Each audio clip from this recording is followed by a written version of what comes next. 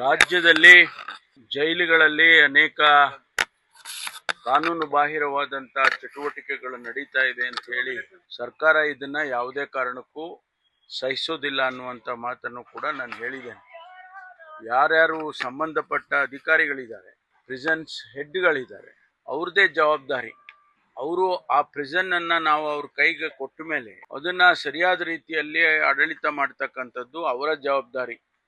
ಅದು ಫೋನ್ಗಳ ಒಳಗಡೆ ಹೋಗುತ್ತೆ, ಗಾಂಜಾ ಒಳಗಡೆ ಹೋಗುತ್ತೆ, ಲಿಕ್ಕರ್ ಒಳಗಡೆ ಹೋಗುತ್ತೆ, ಅಥವಾ ಬೇರೆ ಯಾವುದೋ ರೀತಿಯಲ್ಲಿ ಚಟುವಟಿಕೆಗಳಾಗುತ್ತವೆ ಅಂತ ಅಂದಾಗ ಹೊಣೆ ಆ ಮುಖ್ಯಸ್ಥರೇ ಆಗಬೇಕು. ಅದಕ್ಕಾಗಿ ಇವತ್ತು ನಾನು ಸಭೆ ಕರೆದಿದ್ದೇನೆ. ಸಭೆಯಲ್ಲಿ ಏನು ಅವರೆಲ್ಲ ಮಾಹಿತಿಗಳನ್ನು ಕೊಡ್ತಾರೆ, ನಮಗೆ ಅನೇಕ ಮಾಹಿತಿಗಳು ನಮಗೂ ಕೂಡ ಬಂದಿದ್ದಾವೆ.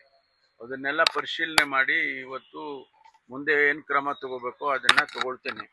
ಈಗಾಗಲೇ ಮಾನ್ಯ ಮುಖ್ಯಮಂತ್ರಿಗಳು ಕೂಡ ಸೂಚನೆ ಕೊಟ್ಟಿದ್ದಾರೆ, ಇದನ್ನು ಗಂಭೀರವಾಗಿ ಪರಿಗಣಿಸಬೇಕು, ಸಂಬಂಧಪಟ್ಟ ಅಧಿಕಾರಿಗಳ ಮೇಲೆ ಮುಲಾಜಿಲ್ಲದೆ ಕ್ರಮ ತಗೋಬೇಕು ಅಂತ ಕೂಡ ಅವರು ಹೇಳಿದ್ದಾರೆ.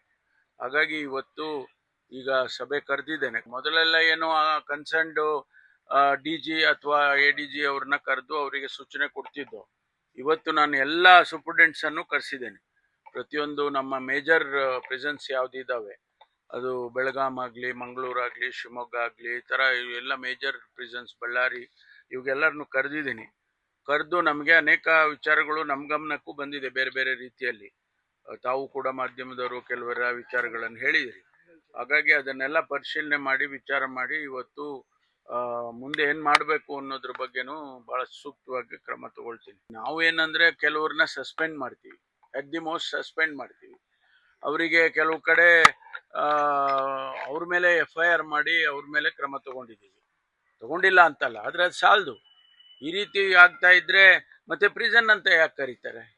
ಪ್ರಿಸನ್ ಅಂತ ಕರೀಲೇಬಾರ್ದು. ಅದನ್ನ ಅಷ್ಟು ಎಲ್ಲ ನಾವು ಫೆಸಿಲಿಟೀಸ್ ಅನ್ನ ಈ ಕಾನೂನು ಚೌಕಟ್ಟಿನಲ್ಲಿ ಇದನ್ನೆಲ್ಲ ಮಾಡಿ ಕೊಟ್ಟಿರುವಾಗ ಅದನ್ನ ಸರಿಯಾದ ರೀತಿಯಲ್ಲಿ ಆಡಳಿತ ಮಾಡದೇ ಇದ್ರೆ ತಪ್ಪಾಗೋದಿಲ್ವಾ?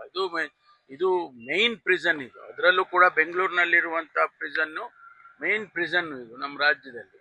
ಅಲ್ಲೇ ಹಿಂಗೆಲ್ಲ ಆಗುತ್ತೆ ಅಂತ ಅಂದಾಗ ಮುಲಾಜಿಲ್ದೆ ಕ್ರಮ ತಗೋಬೇಕು. ವಿವರಣೆ ಏನು ಕೊಟ್ಟಿದ್ದಾರೆ ಸರ್?